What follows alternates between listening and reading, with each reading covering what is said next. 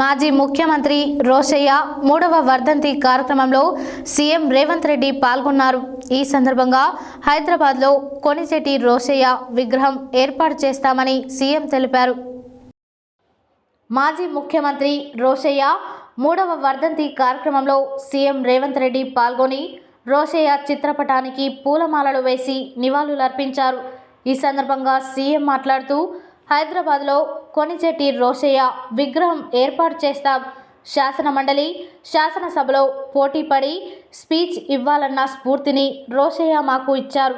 ఉమ్మడి రాష్ట్రంలో ఆర్థిక మంత్రిగా రోశయ్య క్రమశిక్షణ పాటించడం వల్లనే 16,000 కోట్ల మిగులు బడ్జెట్తో తెలంగాణ ఏర్పడింది. చుక్క రామయ్య, ప్రొఫెసర్ నాగేశ్వర్, రోశయ్య లాంటి వారి మధ్య శాసనమండలిలో ఎమ్మెల్సీగా మాట్లాడేందుకు నేను భయపడ్డాను. నీటి పారుదల శాఖపైన మండలిలో నేను మాట్లాడినప్పుడు నన్ను తన ఛాంబర్కు పిలిపించుకొని ప్రోత్సహించారు.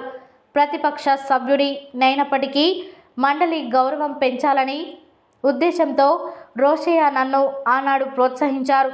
ప్రతిపక్షంలో ఉన్నప్పుడు ప్రశ్నించాలి, పాలక పక్షంలో ఉన్నప్పుడు పరిష్కరించాలని రోశయ్య నాకు సూచించారు. చట్టసభల్లో ఆనాటి స్ఫూర్తి కొరవడింది. ప్రతిపక్షాలకు సభలో మాట్లాడే అవకాశం ఇవ్వొద్దన్నట్లుగా పరిస్థితులు తయారయ్యాయి.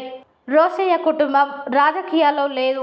సీఎంగా, గవర్నర్గా వివిధ హోదాల్లో 50 ఏళ్ల పైగా రాజకీయాల్లో గొప్పగా రాణించారు.